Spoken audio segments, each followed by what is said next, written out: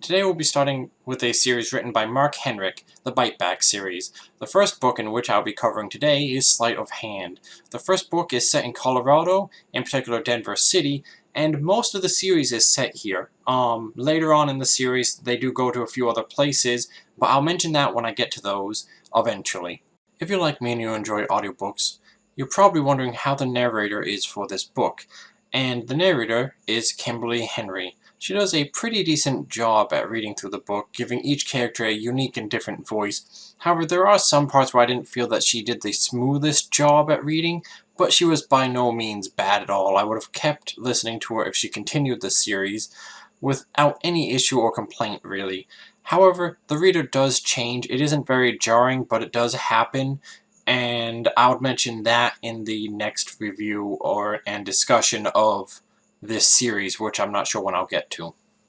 The audiobook goes for about 12 hours and 18 minutes long, with the paperback coming in at 574 pages. I'm quoting Amazon here on this, so if the page count is slightly off, then I'm sorry. That makes this the shortest books in the series so far that's a full-length novel.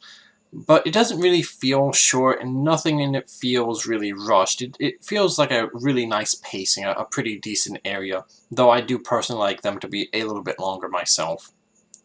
Anyways, that's all I need to say, I think, about this section. We'll move on to the story section now. We start the book off with our main character, Amber Farrell, doing a bit of PI work. However, things are not going quite as easy as she or her employer thought they would be. In fact, she quickly finds herself in the middle of a weapons and drug smuggling operation. It's at this point she tries getting in contact with an old friend of hers, Joe Morales, the current police captain, and somebody that she in fact knew back when she was a cop herself. We find out why she no longer is a police officer, or at least the beginning of the reason, how she was infected by vampirism even before she became an officer, and something happened during her time in the force where she felt it would cause conflict either with the force or with her personal life if people discovered what is happening to her. So she decided to willingly leave with the blessing of Joe Morales, who I think at that time was just promoted to being captain of their local department. That isn't to say she regrets what she did, and that is something we find out through the book, but she regrets not being a police officer anymore. She enjoyed the work, she enjoyed the feeling of being a police officer. However, she realizes the request she got from Morales was not because he has any kind of ill will against her or anything. In fact, we generally get the feeling he respects her and likes her. But he did so because he thought if people found out about her infection, it would cause problems, and people may be digging into her background because of what she did. You may have noticed how I've worded this a little bit, and sorry if I did stumble some there, but yes, in fact, Morales does know that she was infected. He is one of the few people that know about the changes going on with Amber. When the police finally do arrive, they come into the scene, there's a few other things that happen, action-packed things that I won't spoil, and then she talks to Morales, and I think one or two other people. I didn't keep exact notes here on everybody she spoke to, so I might be wrong there. However, she does leave it to the police to, handle the rest of the work. She has respect for them and their capabilities, and she decides she's going to head back to the office to relax and rest for a short while. This is where we meet her young secretary, Tula, and who I will discuss a little bit later in the character section down below. However, she only has a short, brief bit before she has both a phone call and her next client walking through the door. That being none other than Jennifer Kingston, a rather rich businesswoman in the area who needs help with a few problems she's having. The first being that one of her employees has gone missing. A few have quit, and that's normal. However, none have just plain out disappeared before. She's wondering if maybe he quit and just didn't put in any kind of notification, if he ran off somewhere, if he's dead, if he's been kidnapped, if he's been hurt some way, if he's in the hospital. She wants to know because he's a valuable employee and just because it looks bad. Whatever the case, that's one of the main things. The second thing that she needs help with is she wants somebody to look into her business from the outside, to give an unclouded view of the numbers of her business. She feels some things are a little bit off and she can't figure out quite why, and she knows that Amber is quite good at this kind of thing, so she asks Amber to take a look into this. Finally, the main reason why she's contacted Amber instead of a larger PI firm is that she's heard Amber's experience on the weird side of life. She won't say exactly who she heard this from or what she means by weird, but she hands Amber some papers and a flash drive with the information that she thinks will be needed. Amber breaks down the case pretty much how I just discussed it, because she doesn't know if it's going to be all together, like if all these events are happening in sync, or if they're all separate cases. So she's broken them down into kind of mini cases. The book then breaks itself down into about a 2-week period time where Amber goes through, skipping a few days here and there. She does all this while juggling her personal life as well as the supernatural world, learning more about her, and she's learning more about it as she tries to find out what she's going to become, and just more about the world in general. We also find out through the course of the book that she's a fairly competent person at what she does, being an ex-police officer as well as an ex-special forces member, who in fact she still has contact with the military as they monitor the changes that she's going through. I'll go into a little bit more detail in this video and talk about a few other characters in the book that I haven't mentioned yet in the character section down below, but there are a few other things I'd like to cover. That being that, though this is an urban fantasy series and there is romance, or at least the potential for romance in future books, as it doesn't go into much detail here, it does hint heavily at Jennifer as well as Alex, a person you'll meet much later in the book. I would mention, however, that I felt the romance and how it plays out through the series as a whole is pretty fantastic in my opinion, and that it doesn't start up in this book is a rather good thing. I'm glad he took his time and not just having things automatically click with anybody. There is one last thing I want to mention before moving on. Again, it's not really deeply involving on like story points, but it's something I felt. Mark Henwick does a fantastic job with Amber, showing that she's a competent person. However, things don't always go smoothly for her. You know, there are parts in the case where she just doesn't understand, she might need help. Romantically, definitely romantically, she isn't, you know, what I'm trying to say here, she isn't a Mary Sue. There is problems in her life, and I think it's handled very well to show that both she's a strong character and that she has problems, both personally, emotionally, and just through the case, things that she doesn't know that she has to hire other people for, and etc. So that is all there is to it for the story section. We're going to go ahead and move on to the supernatural section. This is where I'll talk about some differences between this book and supernatural creatures, beings, and world, or whatever you want to call it, and other books and movies. Also, as a note, some other book series I may do may not have a supernatural section. I may replace it with something else. Generally, I'll keep the supernatural section if there are supernatural beings, so mostly urban fantasy. I'm not sure what will happen with fantasy, but I just wanted to let you know ahead of time. So anyways, moving on. You're likely wondering a little bit about the supernatural world at this point. Is it an open secret? How secretive is it exactly? Well, I can tell you a few things about it right now, and that's the primary thing is almost nobody knows about the supernatural world. They keep it very secret. And that's something they don't really want to break. Nobody in this world really wants the humans in large to know. Of course, there are a few humans, such as Amber, and some people Amber is connected with, that know about the supernatural world. However, the vast majority of people have no idea that supernatural creatures, beings, whatever you want to call them, exist. For supernatural creatures, what exactly is there? What creatures or beings, or whatever you want to call them, are in this world? Well, as far as I'm aware so far from the books I've listened to, there's 3 things you need to know. There's Athenate, Adepts, and Wares, and we'll talk about each of those at least a little bit right now, starting with the Athenate.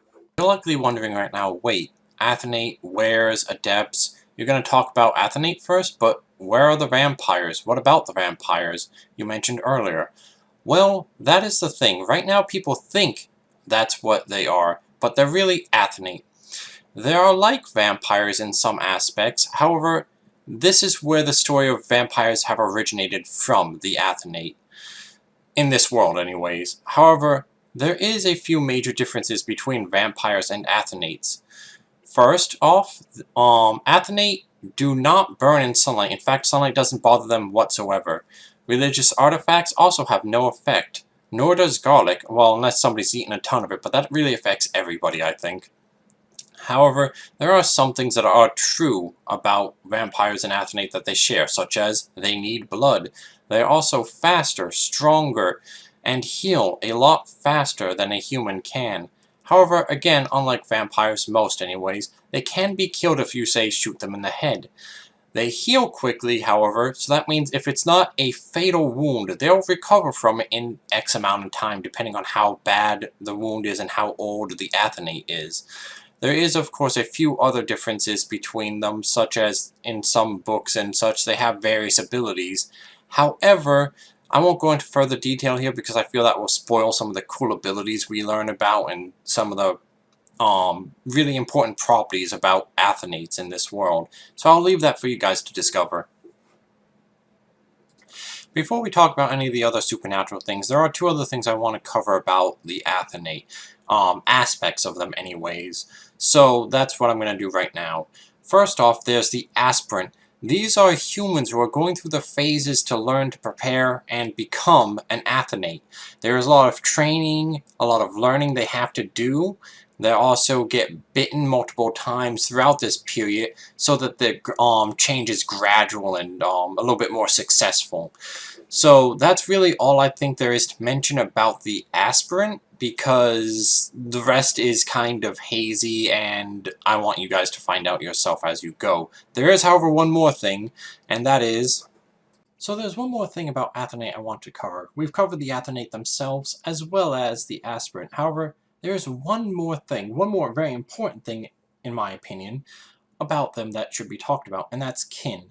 What exactly is kin? Well, first, kin give blood to Athenate, and you're thinking, oh, well, they're just the blood donors for Athenate. Why do they matter? Well, obviously they give blood, but there's more to it than just that. Kin are aspirants who perhaps failed or changed their mind to become Athenate, and they're also sometimes just normal people chosen by Athenate to become kin. They're almost always given the choice, however not everybody remembers it if they deny it. So you're thinking, okay, well that doesn't sound very different, but kin play a very important role for the Athenate other than just giving blood. In fact, how Athenate refer to kin often, other than the word kin, which encompasses all what I'm about to say, is family, house, friends, and lovers.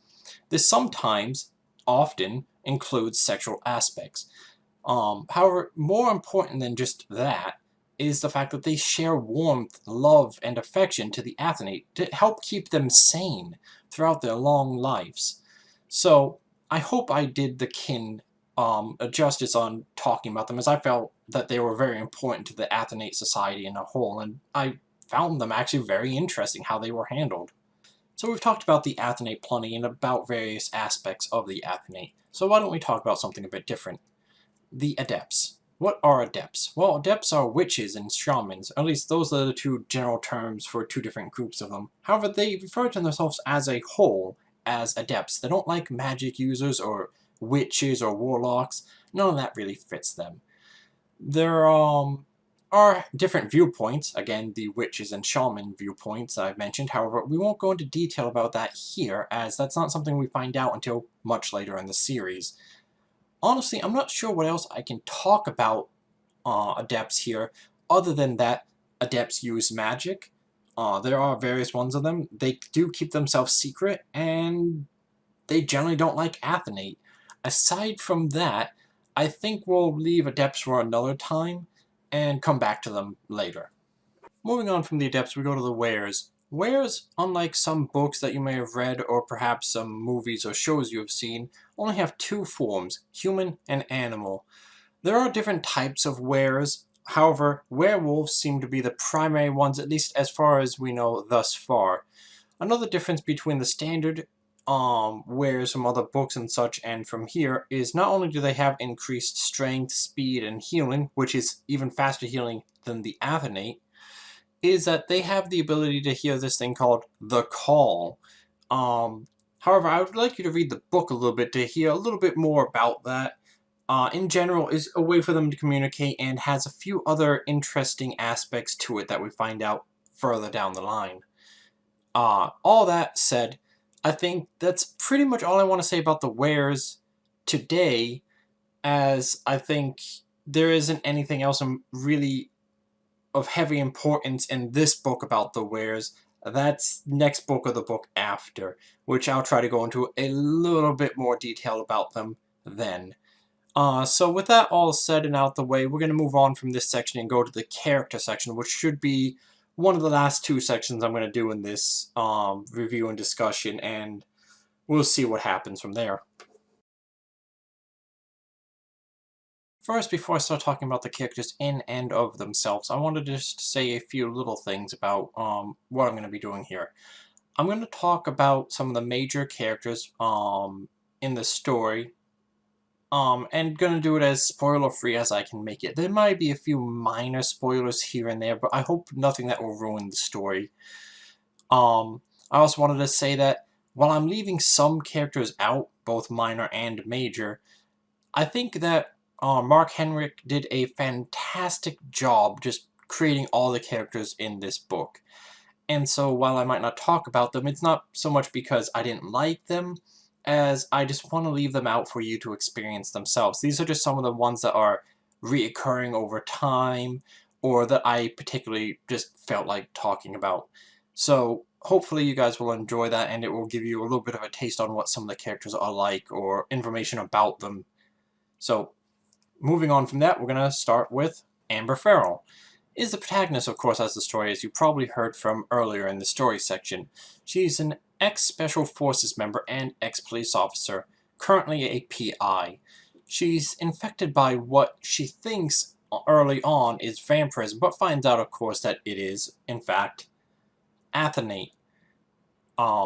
She often says that she has a demon in her throat, which is just kind of since it's a PI story of sorts, you often hear about the PIs being smartasses on times they shouldn't be, or just getting themselves in trouble for running their mouth. So this is kind of her way of saying that's how she's a smartass.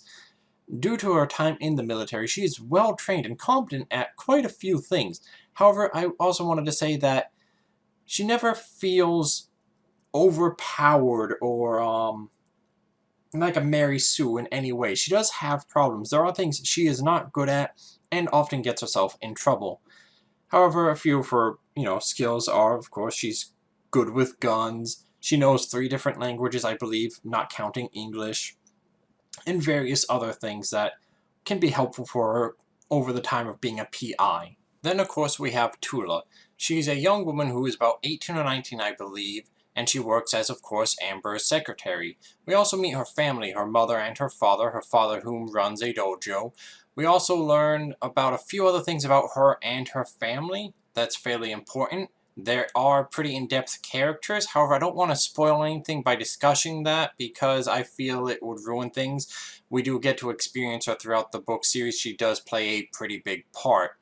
So I'm not going to mention too much more here, though her and her family do have a few secrets of their own, which I think you guys will find interesting. Jennifer Kingsland, or Jen as she prefers to be called by Amber and very few others, is a rather well-off businesswoman, as I described before. In the summary of the book, she's described as rich, gorgeous, and a tough businesswoman known for getting what she wants in the boardroom and in the bedroom. This, however, gives you the wrong impression of her, as she seems very open and friendly and relaxed, at least when she's not working. In the audiobook, she's given a southern tone, which I found rather charming to listen to. And personally, I really liked her character and interest. In fact, she's one of my favorite characters, only topped off by one other who we'll get to very soon, and I'll enjoy talking about her a little bit. But we'll move on to the next person in the line now. Next guy is, of course, Colonel Lane. I don't have too much I want to say about him, as I think it would be too spoilers. I will say he is the commanding officer, or was the commanding officer, of Amber Farrell when she was in the military, and now has been assigned to her to keep an eye on her and her progression into vampirism, or what they consider vampirism, as no one but Amber at this point knows that they are athenate. He also seems very quiet and almost brooding. At least he doesn't seem to enjoy Amber's company for some reason, and we find out why later in the book. Again, I'm not going to mention why, as, again, I'm hoping you get this book and enjoy it yourself. We'll talk about the next guy, who I have a little bit more to say anyways. The next guy up, of course, being David. David is someone who Amber met before the books, about 3 months or 6 months or something like that. I can't remember the exact time frame. However, he is described as being very friendly and incredibly intelligent, and they have a very brother-sister relationship, which is rather enjoyable to hear them together. There's also a little bit more of a complication. How they met, why they became friends, I won't mention. However, I will say that he is an aspirant, which gives us an interesting insight on the process of him becoming. Well, we don't hear all the details. We do at least have some of his view as Amber interacts with him on what's happening to him as he's going through this process, which is vastly different than what she's experiencing. So look out for that. I think you guys will enjoy it. So, remember how I mentioned just a couple moments ago, during Jennifer, that I had one character I like even more than Jennifer, of course, other than Amber? That would be Beyond. Beyond's a Vietnamese athlete who is just amazing, bloody amazing. There are a lot of awesome characters, so don't get me wrong when I say this, but just she has this great mix of sarcasm, teasing, and playfulness, and also is incredibly mysterious. We know still very little about her, other than she's awesome. She's described as being fairly short, I believe. Dark hair, dark eyes.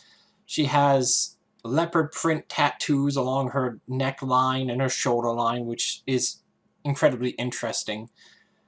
I think, however, she shines the best, not just when she's in the scene. Obviously, this is all through Amber's eyes, so she's always around when Amber is.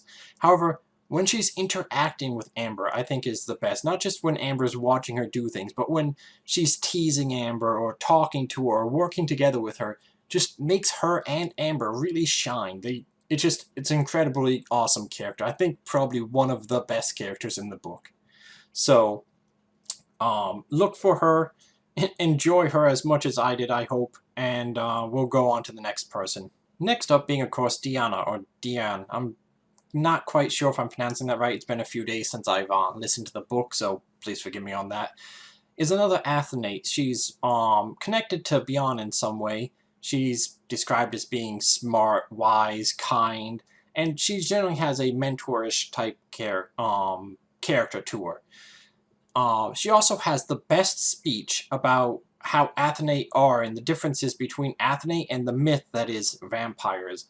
So that was really fun for me. I thought it was how she summed it up was the best. I can't do any better. So if you get to the book, just wait until you get to that point. I'm pretty sure you'll be able to spot it out. Another character I wanted to talk about is somebody we don't meet for some time. Actually, I believe he isn't really mentioned until pretty late in the book. So, minor spoiler, but not really, as I'm not going to mention too much about him. Alex, a handsome, fairly well-to-do man, runs a small company, has a doctor's degree. However, why he stopped being a doctor, again, you'll have to find out for yourself. I don't want to say too much more about him other than Amber meets him during a ball or an event or something along those lines, and her reaction to him is amusing, shall we say. So, again, I'm going to have to leave it there and move on to the next character. Next up, I'm going to talk about one last character, and that's Joe Morales. I would like to talk about others, but I'm going to leave them for now, or maybe not even talk about them and let you experience them yourself. As you probably already know from me talking, Joe Morales, I mentioned earlier, he's the police captain that Amber knew and used to work with. In this book, he's actually around a fair bit and interacts with Amber a decent amount. He seems to be a pretty jovial guy, very much a policeman through and through. I can't really think of much else I would like to add to him, but I figured he was at least worth a mention, and I would put him in the character section just for fluff. I do hope we get to learn more about him, get to experience him more through the book series, but we'll see what happens. And with all that, I think I'm done talking about the characters. I gushed enough about certain characters and gone over the very few things I wanted to about each of the characters. I could have given you more detail. I apologize if you wanted more. However, again, I didn't want to spoil anything in this review or discussion. So we're going to move on to my final thoughts, my wrap-up. I'm not sure what I'm going to call the next section, so right now we're just going to call them last thoughts and opinions. So we'll move on to there right now. I'm sure a lot of you now realize that I rather enjoy this book, and that's true, I do. Now, however, this is a discussion and review, and by and large, that means I'm going to give my opinions on this. However, instead of using a rating system, as I mentioned before, I won't be doing that. I'm going to instead give my opinion on what kind of people you would enjoy this, or if you enjoy this element, I think you'll enjoy this. Also, hopefully me discussing the character and a little bit about the story and all that will help you decide as well. At least that's my goal for this series as a whole. Anytime I do a book review and discussion like this, I'm hoping this is the kind of thing I can continue doing and that will help you decide on books that you might not know about or ones that you do know about but were iffy on. So, with that, let's move on, and I'll go through and try to be as spoiler-free as I can here. I'll mention if I feel like I'm going into spoiler sections. So, from there, we'll go on. If you like the Kate Daniels series or the Mercy Thompson series, I think this book would be for you. Or if you just like urban fantasy in general, with a strong female character, but has weaknesses, has personal problems, supernatural problems, emotional problems, this book may be for you. Amber's displayed as a competent person. She knows what she's doing. However, she doesn't she isn't all-powerful. She isn't all-knowing. She has weaknesses. She has things she needs to learn, skills she lacks, and emotional problems as we go. I don't think he overbalances, putting too much drama into things. However, there is drama here. There is problems she goes through, and it hurts her, and we experience that. And I think this book is really good. If you're looking for something like that, this book is probably for you. With that said, however, this book may not be for you if you want more romance or sex in your urban fantasy book. Oh, there is plenty of romance in the series, and there is a little bit of sex. However, it's like maybe 10% of the book, if that. That even might be a little bit too much. I know a lot of people, when they pick up an urban fantasy book, often expecting, or at least some people expect, some hot, heavy action, or dreamy guys or girls in it. And while there are described to be good-looking people and there is romance and stuff, that isn't the main focus of this book. So if you want that, it's probably not for you.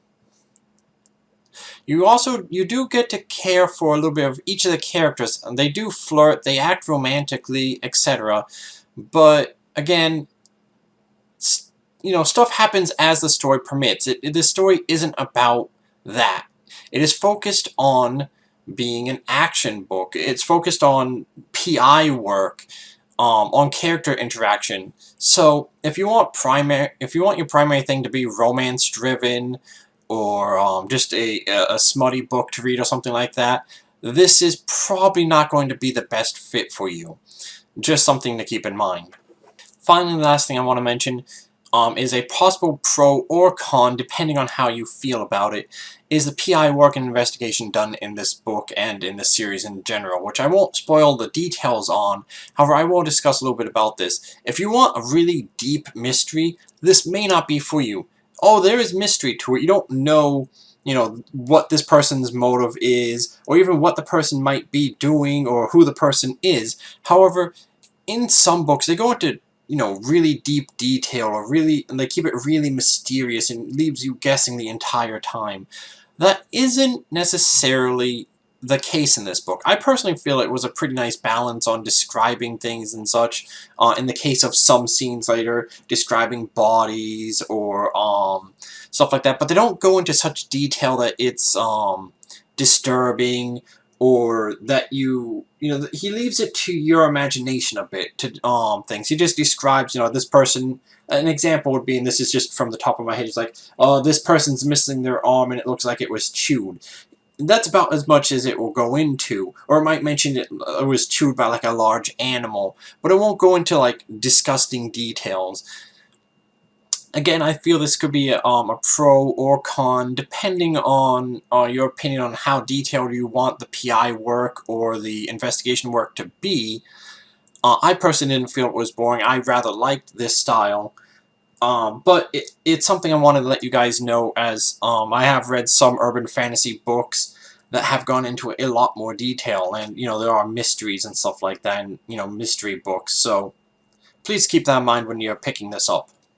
Finally, my last thoughts are, honestly, I really enjoyed this book series. You probably noticed listening to some how I gushed on about certain characters or talked about the story, but it is really becoming one of the books I look forward to a lot. Every time I hear a new book is coming out on audio, there's currently 4 out in audio. The 5th one is out, but it's only paperback, which is not my preferred way of enjoying books, as I've mentioned. I try to get it as quick as I can. This isn't my favorite urban fantasy series, and again, I don't really rate them, but there are ones that I would get before this one, just because of how invested I am in those stories. But this is really high up there for me. In case you're at all wondering about that or interested, so hopefully that will at least let you know how I feel about the book. Thank you for watching the video. If you at all found it helpful or interesting or anything like that, please give me a like. If you have anything you want to mention about the book, or how I've done this, maybe ways to improve or anything like that, constructive criticism, please leave it in the comment section below, or if you just want to say thank you. If you'd like to see more like this, I am going to attempt to come out with a new video once a week or once every other week, depending on how quickly I can get through books and how quickly I can get through these recordings. So if you would like to subscribe to see more content like this, then please do so and hit the sub button. Otherwise, I'll see you guys next time.